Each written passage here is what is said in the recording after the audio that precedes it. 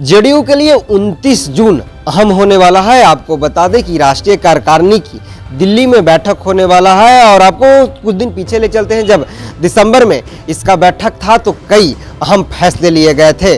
चर्चा चल रही थी कि ललन सिंह राष्ट्रीय पद से हटाए जाएंगे और आखिरकार वही हुआ। जब बैठक हुई उस दिन ललन सिंह राष्ट्रीय पद से इस्तीफा दिया और नीतीश कुमार पुनः राष्ट्रीय पद संभाले।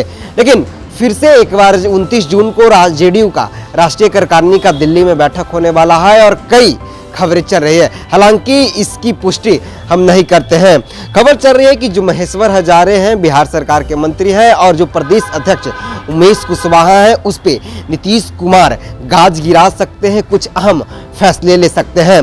जब लोकसभा चुनाव इस देश में चल रहा था तो बिहार में नीतीश कुमार विभिन्न जब संसदीय क्षेत्र में प्रचार के लिए जाते थे तो एक बात जरूर कहते थे कि जो पार्टी के लिए दिल से काम नहीं कर रहा है, मन से काम नहीं कर रहा है, उस पर फैसला लिया जाएगा। तो वो वक्त आ गया है और वक्त है कि 29 जून को नीतीश कुमार कुछ पार्टी में बदलाव कर सकते हैं और अहम पार्टी के लिए कर सकते हैं। आपको बता दें कि आज से माने तो 17 से 18 महीना बिहार विधानसभा चुनाव का दिन बचा हुआ है और अभी से ही जो बिहार में एनडीए की सरकार है पूरी तरह से तैयारी में लगी हुई है। और आज ही जो जेडीयू के कद्दावर नेता वरिष्ठ नेता संजय झा है, इन्होंने साफ तौर पे कह दिया है कि पिछली जो 2010 का मेरा रिकॉर्ड है उसी रिकॉर्ड पे काम करेंगे और हम लोग 200 सीट से अधिक जीतने का काम करेंगे। और जिस तरह से 2010 में लालटेन 20 सीट पे सिमट गई थी उससे भी कम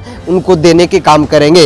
इन्होंने साफ तौर पे कहा है कि मीटिंग है और मीटिंग में कई अहम फैसला लिया जाएगा। इन्होंने कहा है कि चुनाव हुआ है, इतनी बड़ी चुनाव थी, देश के इतने बड़े चुनाव थे, महापर्व था और चुनाव के बाद हर पार्टी समीक्षा बैठक करती है। यही कारण जेडीयू भी 29 जून को कार्यकारिणी की बैठक करेगी। तो कार्यकारिणी की बैठक तो 29 जून को दिल्ली में होगी, लेकिन आज से ही अगर बिहार में खबरें देखें अटकलें चल रही है। हालांकि इसकी पुष्टि हम नहीं करते हैं कि महेश्वर हजारे और जो प्रदेश अध्यक्ष उमेश कुशवाहा है उस पर नीतीश कुमार कुछ एक्शन ले सकते हैं। जब इस देश में चुनाव हो रहा था तो बिहार के समस्तीपुर संसदीय क्षेत्र से जेडीयू के जो अशोक चौधरी मंत्री हैं उनकी बेटी एलजेपीआर जो चिराग पासवान की पार्टी है उनके टिकट पे चुनाव लड़ रही थी संभावित चौधरी।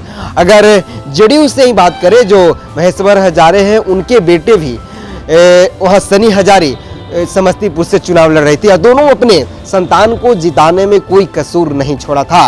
उसी वक्त नीतीश कुमार का एक बयान आया था कि जो पार्टी के लिए काम नहीं कर रहा है, जो पार्टी के पर्दे के पीछे रहकर किसी अन्य को सपोर्ट कर रहा है उस पे हमारी कार्रवाई होगी। तो वो तो देखने वाली बात है कि 29 जून को नीतीश कुमार किन किन नेताओं पे, किन किन सांसदों पे, किन किन विधायकों पे और किन किन मंत्रियों पे अपना तीर चलाते हैं।